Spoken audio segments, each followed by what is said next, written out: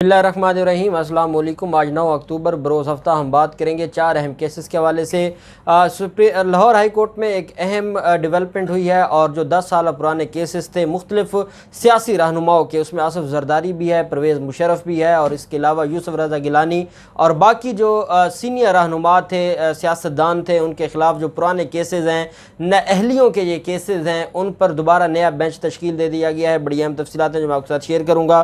साथ हम बात करेंगे मौलाना फजल रहमान और आज शहबाज शरीफ की मुलाकात हुई है एच ब्लॉक मॉडल टाउन में। क्या मुलाकात हुई है, मरीम नवाज़ क्यों मौजूद नहीं थी और इसका क्या इम्पैक्ट पड़ने जा रहा है पीडीएम की सियासत पर और नून लीग की सियासत पर, बड़ी अहम तफसीलात हैं। साथ हम बात करेंगे आयशा अकरम केस में जो टिक टॉकर रैम्बो है उसको गिरफ़्तारी के बाद आज अदालत पेश किया गया था और अदालत में पेश करके उनका जिस्मानी रिमांड लिया गया है। साथ ही एक डेवलपमेंट हुई है जो मैं पहले आपके साथ शेयर करना चाहूँगा। आपने देखा होगा कि कल जब रैम्बो को गिरफ़्तार करके हवालात में बंद किया गया तो रात को एक वीडियो वायरल हुई और वो हवालात की वीडियो थी जिसमें रैम्बो अपना मौक़िफ़ बयान कर रहा है और रैम्बो कहता है कि मैं गरीब आदमी हूँ और आयशा अकरम मुझे ब्लैकमेल कर रही है और उसने मुझे इस्तेमाल किया है। उसी का प्लान था मीनार पाकिस्तान आने का। मीनार पाकिस्तान हम उसी की खातिर आए थे, उसी के कहने पर आए थे।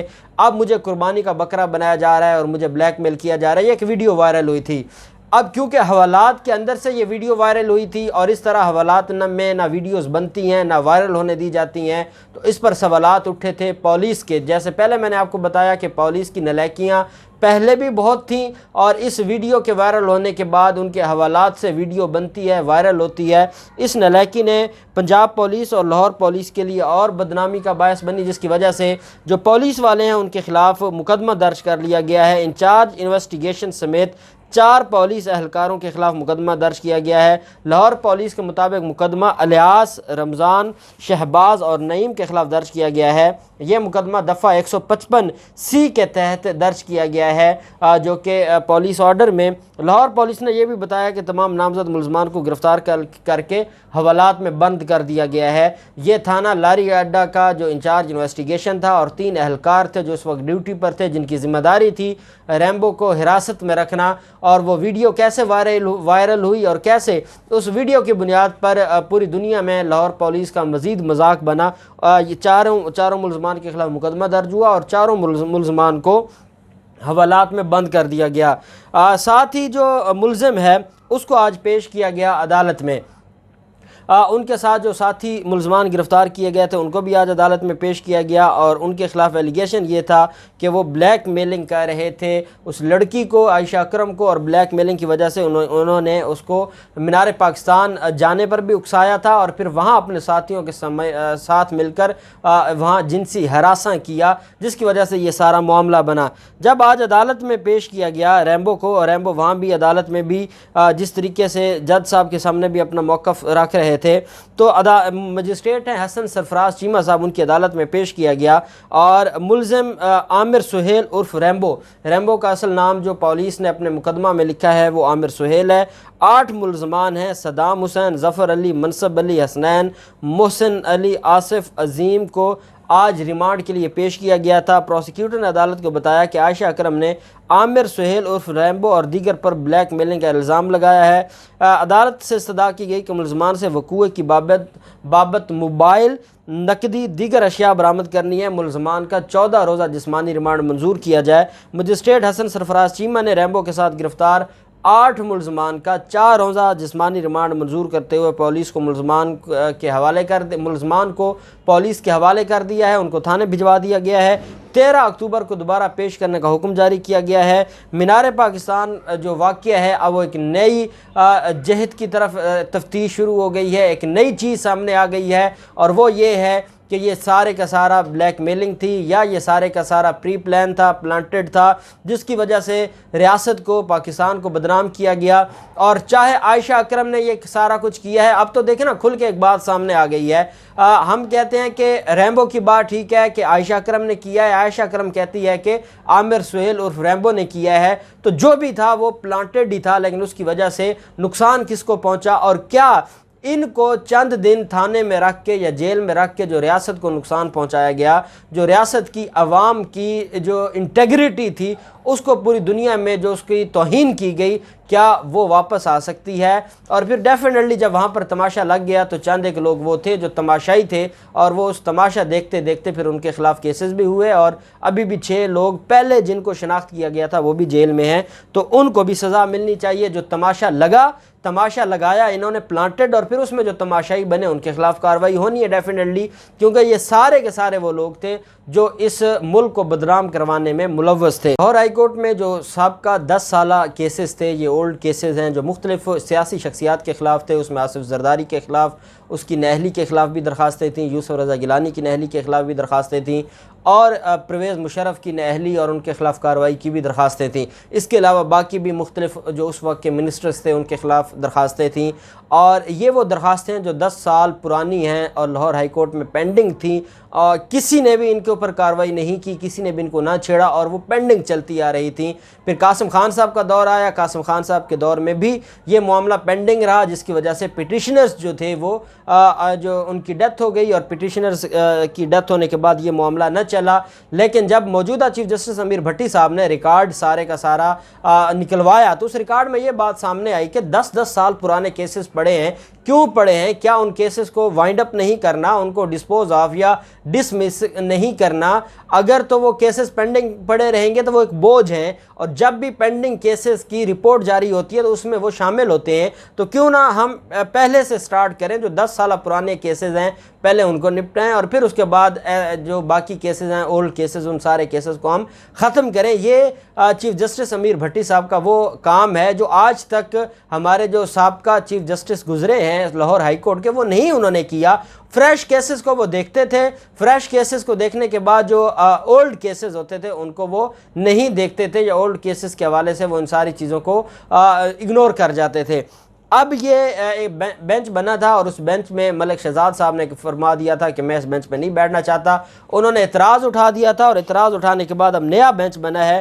سابق صدور وزراء اعظم کے خلاف 10 برس پرانی درخواستوں کی سماعت کے لیے نیا بینچ تشکیل دیا گیا ہے۔ Chief justice Lahore high court نے اپنی سربراہی میں 3 رکنی بینچ تشکیل دیا ہے۔ بینچ کے ارکان میں جسٹس شجاعت علی خان صاحب ہیں، جسٹس عائشہ ملک صاحبہ ہیں، اور چیف جسٹس امیر بھٹی صاحب اس کی صدارت کریں گے۔ دونوں جو آنریبل جو ججز ہیں وہ نئے ہیں اس بینچ میں۔ عدالت میں یہ جو درخواستیں دائر کرنے والے تھے، جو درخواست رانا علم الدین غازی کی طرف سے اور اللہ بخش گوندل ایڈوکیٹ کی طرف سے جاری کی گئی تھی، دائر کی گئی تھی۔ رانا علم الدین غازی ایڈوکیٹ نے سابق صدر پرویز مشرف کے ایمرجنسی کے خلاف درخواست دائر کی تھی۔ سابق صدر آصف زرداری کے 2 عہدوں کے خلاف درخواست دائر کی گئی تھی، جبکہ شاہد نسیم گوندل اور اللہ بخش گوندل ایڈوکیٹ نے سابق وزیر اعظم یوسف رضا گیلانی کی نہلی کے متعلق درخواست دائر کی تھی۔ درخواستیں دائر کرنے والے شاہد نسیم، رانا علم الدین اور اللہ بخش تینوں انتقال کر گئے ہیں۔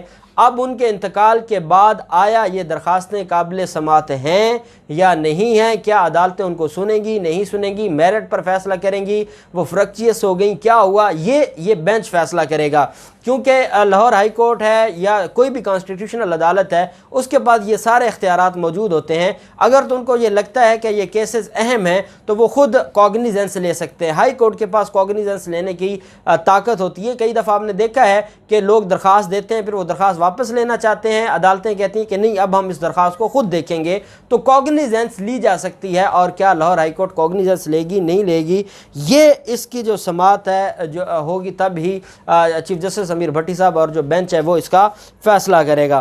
پھر آج اہم ملاقات ہوئی ہے، اور یہ شہباز شریف اور مولانا فضل الرحمان کے درمیان ملاقات ہوئی ہے، اور یہ ان کی جو ملاقات ہے یہ پہلے سے ڈیسائیڈڈ تھی۔ پھر شہباز شریف بیمار ہو گئے اور اب عیادت کا بھی معاملہ آ گیا تھا۔ ایچ بلاک ماڈل ٹاؤن میں مولانا فضل الرحمان گئے اور وہاں پر ملاقات ہوئی، لیکن ایک چیز آج وہاں پر نہیں تھی، اور وہ تھی مریم نواز کی وہاں پر غیر موجودگی۔ مریم نواز اس میں مریم نواز موجود نہیں تھی۔ مریم نواز کیوں موجود نہیں تھی؟ حالانکہ مولانا فضل الرحمان اگر آئے ہوں اور مریم نواز موجود نہ ہو تو یہ بات سمجھ نہیں آتی۔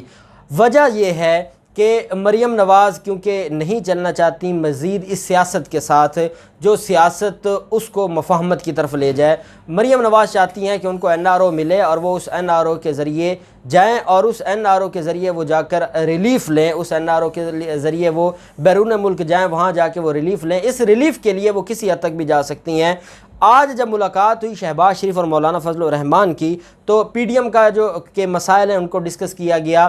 اصل جو چیز تھی وہ یہ تھی کہ شہباز شریف کو جو اپوزیشن لیڈر ہے اس کو سائیڈ لائن کرتے ہوئے وزیر اعظم عمران خان نے جو نیب آرڈیننس جاری کیا ہے، اس نیب آرڈیننس کے آنے کے بعد اب اپوزیشن کا لاہ عمل کیا ہوگا، کیونکہ حکومت کی طرف سے یہ کہا گیا ہے کہ چاہے کچھ ہو جائے ہم اس شہباز شریف کے ساتھ مشاورت کرنے کو تیار نہیں ہیں۔ اگر اپوزیشن کو یہ لگتا ہے کہ ان کے ساتھ مشاورت ضروری ہے تو پھر وہ کوئی اور اپوزیشن لیڈر منتخب کریں جس کے خلاف نیب کا کیس نہ ہو، ہم اس کے ساتھ مشاورت کرنے کو تیار ہوں گے۔ لیکن ایسا نہیں ہو سکتا کہ ملزم سے کہا جائے کہ آپ کا تھانے دار کون ہوگا، اور یہ بات اگر چاہے 18ویں ترمیم میں یہ جو کچھ کر کے گئے، 18ویں ترمیم کو صحیفہ تو نہیں ہے، وہ بھی تو زرداری اور نواز شریف کی بنائی ہوئی ایک ترمیم ہے، تو اگر اس میں یہ کوئی بلنڈر کر کے گئے ہیں، یہ قانون کا کھلواڑ کر کے گئے ہیں، تو ان کو قانون کا ہی جواب دیا گیا ہے۔ اور اسی سلسلہ میں جو آرڈیننس کا ایک طریقہ کار آپ یہ بھی جانتے ہیں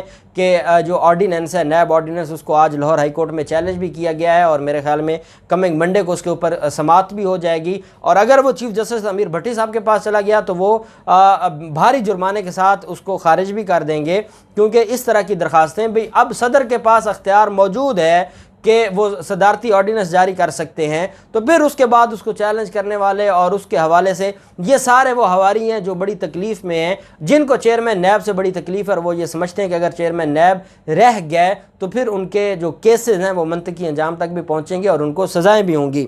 اب یہاں پر کیا ہوتا ہے کہ جب شہباز شریف اور مولانا فضل الرحمان کی ملاقات ہوتی ہے تو شہباز شریف کو یہ آپشن دی جاتی ہے مولانا فضل الرحمان کی طرف سے کہ آپ کے خلاف نیب کے کیسز ہیں، اگر حکومت کی طرف سے صرف یہ بات ہے کہ اپوزیشن لیڈر کوئی اور ہونا چاہیے تو ہم اس بات کو تسلیم کر سکتے ہیں، کیونکہ یہ بلاول زرداری کی طرف سے مولانا فضل الرحمان کو بھجوایا گیا ہے۔ مولانا فضل الرحمان کو آصف زرداری اور بلاول زرداری نے یہ کہا ہے کہ شہباز شریف پیچھے ہٹ جائیں، ان کی جگہ کوئی اور نون لیگ کا آ جائے جس کے خلاف کیس نہ ہو، اور ہم اس کو سپورٹ کریں گے تاکہ یہ جو پارلیمانی امور ہے یہ خراب نہ ہوں، پارلیمانی امور ڈسٹرب نہ ہوں، پارلیمانی امور قانون کے مطابق چلتے رہیں۔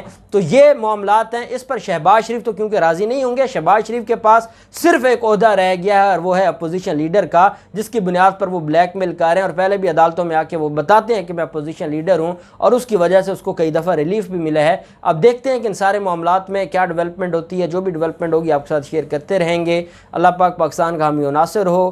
بہت شکریہ۔ اللہ حافظ۔ پاکستان زندہ باد۔